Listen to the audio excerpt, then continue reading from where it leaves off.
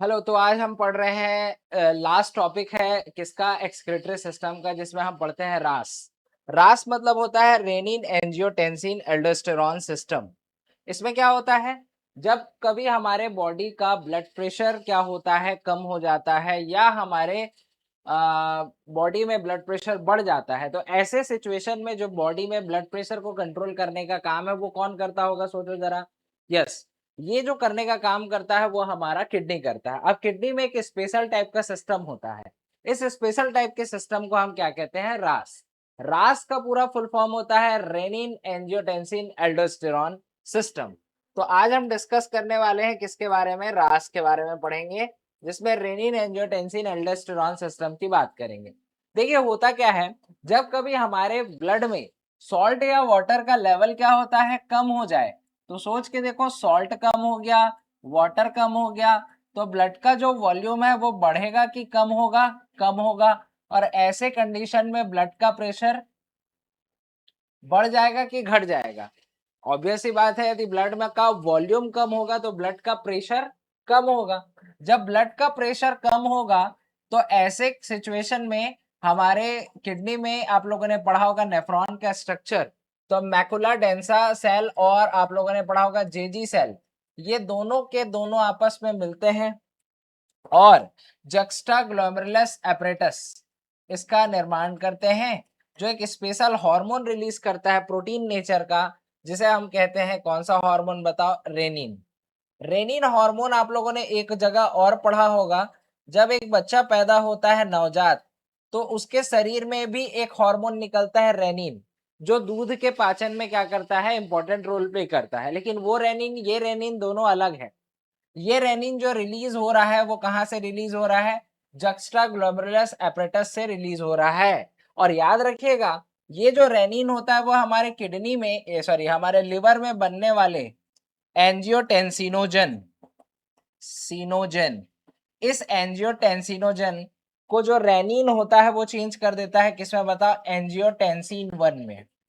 Angiotensin ये 1 में release कर देता है। अब ये एंजियोटेंसिन 1 होता है, वो हमारे क्या बोलते हैं, लंग्स से रिलीज होने वाला एक एंजाइम होता है, एंजियोटेंसिन कन्वर्टिंग एंजाइम,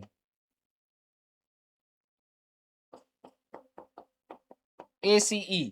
और इसकी मदद से ये जो हमारा एंजियोटेंसिन 1 है वो चेंज हो जाता है एंजियोटेंसिन 2 में। अब ये एंजियोटेंसिन जो 2 होता है वो कराता है क्या, वेजो कॉन्स्ट्रिक्शन। वेजो कॉन्स्ट्रिक्शन होने की वजह से जो घटा हुआ ब्लड प्रेशर होता है वो बढ़ जाता है, और ये ब्लड प्रेशर बढ़ता है और ये क्या हो जाता है हमारा, यहाँ पर इसको क्या कर देता है, नॉर्मल कर देता है। मतलब इंक्रीज होके वेजो कॉन्स्ट्रिक्शन करके ब्लड प्रेशर को बढ़ा देता है। वहीं पर हमारा जो एंजियोटेंसिन जो 2 होता है, एक और काम करता है।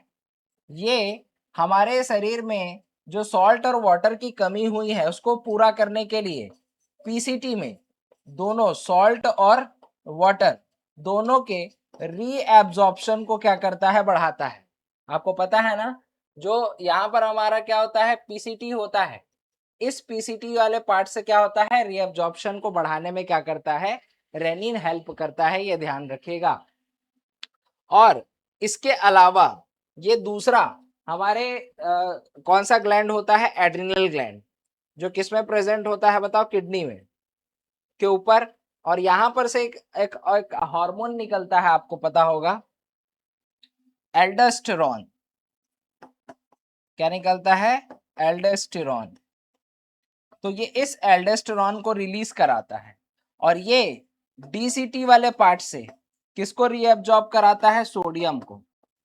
अब सोडियम का रीअब्जॉर्प्शन होगा तो सॉल्ट का लेवल बढ़ेगा और यहां से वाटर का लेवल बढ़ रहा है, दोनों मिक्स करके वाटर और सॉल्ट के लेवल को क्या करते हैं, बढ़ाते हैं, जिससे कि हमारा ब्लड का वॉल्यूम क्या हो जाएगा, बोलो, बढ़ जाएगा। और जब ब्लड का वॉल्यूम बढ़ेगा तो ये घटा हुआ जो ब्लड प्रेशर है वो यहाँ से भी इंक्रीज होकर नॉर्मल हो जाएगा। तो कुल मिला के दोनों तरीके से हम ब्लड के प्रेशर को क्या करना चाह रहे हैं बताओ, नॉर्मल करना चाह रहे हैं।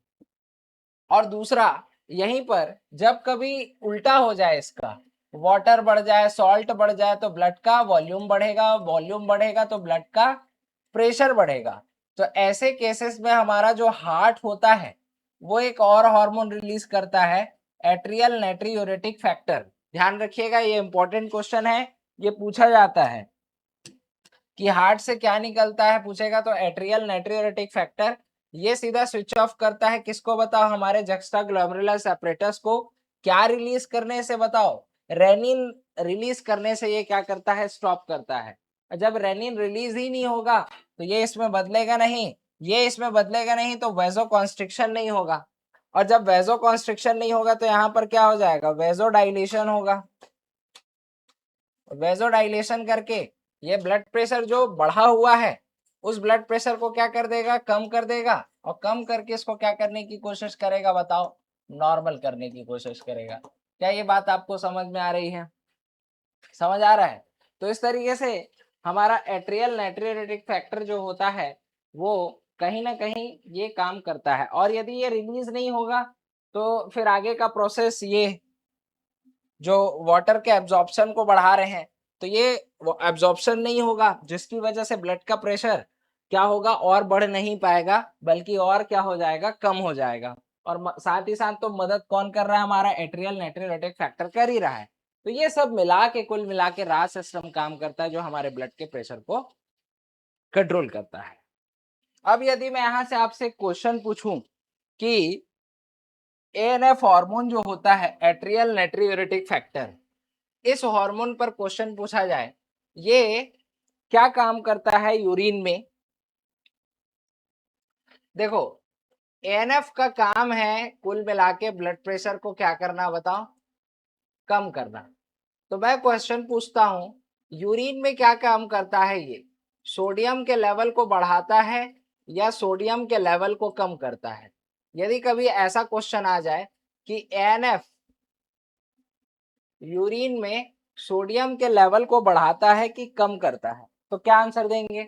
अब आपको पता है, यदि यूरिन में सोडियम का लेवल क्या हो रहा है, बोलो, बढ़ रहा है, सही बात है, ये ब्लड है और इधर यूरिन है, तो यहां से यदि सोडियम निकलेगा तो यहाँ पर ऑब्वियस ही बात है, ब्लड का प्रेशर क्या होगा, बताओ, कम होगा। ब्लड का प्रेशर कब कम हो रहा है, जब यहाँ से सॉल्ट क्या हो रहा है, बाहर आ रहा है। तो बताइए, यदि मैं आपसे क्वेश्चन पूछ रहा हूं कि यूरिन में सोडियम का लेवल बढ़ा के कि घटा के, तो आंसर क्या होता है, यूरिन में सोडियम का लेवल बढ़ा के, ताकि ब्लड का प्रेशर ब्लड का वॉल्यूम क्या हो जाए, कम हो जाए, और उसका प्रेशर क्या हो जाए, कम हो जाए। तो ये भी एक क्वेश्चन है जो इस तरीके से इनडायरेक्टली आपसे क्या कर सकता है, पूछ सकता है। ऐसे ही क्वेश्चंस को आपको प्रैक्टिस करना रहता है।